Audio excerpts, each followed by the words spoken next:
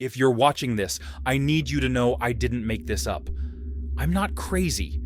And if something happens to me, this video is proof. This is my story, a story I never thought I'd have to live. I met Emma almost 2 years ago. We met in a small, cozy bookstore on a rainy afternoon. There was something magical about that day. Her smile, the way she laughed when she helped me pick up a fallen book, that moment when everything seemed possible. At first, everything about her was perfect. Emma was kind, thoughtful, and incredibly witty.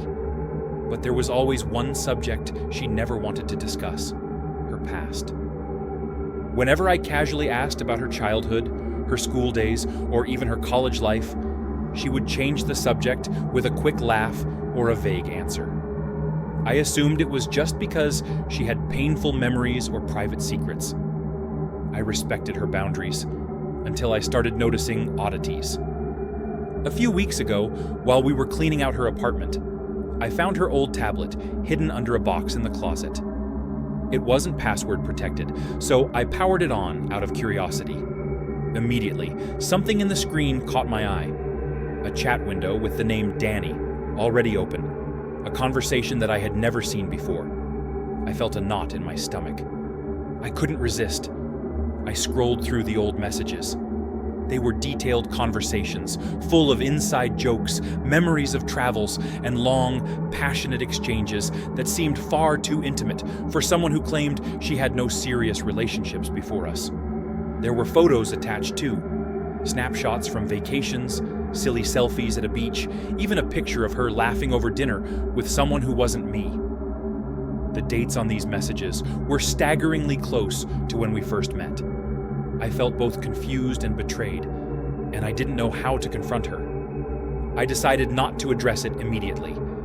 Instead, I began to search for more clues. I found an old blog that she wrote under a pseudonym. The blog was filled with personal diary-like entries. One entry in particular caught my eye. Dated 2 weeks before our first date, it read, "I think he'll propose soon. I don't know how to feel, I love him, but part of me is still lost in what I used to be." It was signed with a name I didn't recognize, just Emma, with a small heart next to it. That night, I confronted her gently. "Emma, who is Danny? I found some messages on your old tablet." Her eyes widened, and a long silence followed. Finally, she said in a soft, shaky voice, "I never meant for you to find out. Danny was a part of my past, a part I tried so hard to leave behind. I didn't tell you because I thought I could be with you without that weight." The words hit me harder than I expected. I didn't feel angry at that moment. I felt hurt and confused. I wondered how I could ever truly know someone if they kept secrets about who they once were.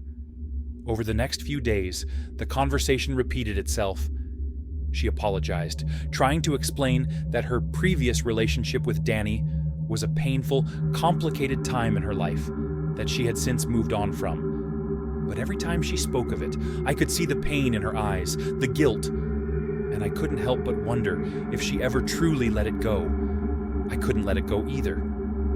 Every night I lay awake, replaying our conversations, wondering if I had missed signs, if I could have done something different to prevent this painful discovery. I started asking around discreetly, subtle questions to mutual friends, searching through old social media posts. The more I looked, the more patterns emerged. There were moments when Emma had inexplicably mentioned things that seemed to allude to another life, another relationship. I found a reference in an old photo caption that said, "Best day with him," alongside a picture taken on a day I didn't know she was with anyone. That's when I realized the truth. She had been living 2 lives, with me and with Danny. Whether she intended it or not, the evidence was overwhelming. I felt betrayed, not just because she kept this hidden, but because I realized I never met the real Emma at all. The Emma I thought I loved was just the version she allowed me to see, while a shadow of her past still lingered in secret. I didn't confront her again immediately. I needed time to process. I distanced myself, and during that period, I noticed a change. She seemed more withdrawn, her once vibrant smile now a mask that barely hid her pain. I knew I was at a crossroads. Could I accept the fractured truth of who she was, or was it better to walk away and preserve my own self-respect? Eventually, I sat her down one evening. "Emma, I need to understand. I know there was someone else. I know about Danny." Her eyes filled with tears, and she whispered, "I was scared. I was terrified of losing you if you knew the whole truth. I thought I could protect you by hiding it." I listened, torn between empathy and heartbreak. I told her that trust is built on honest,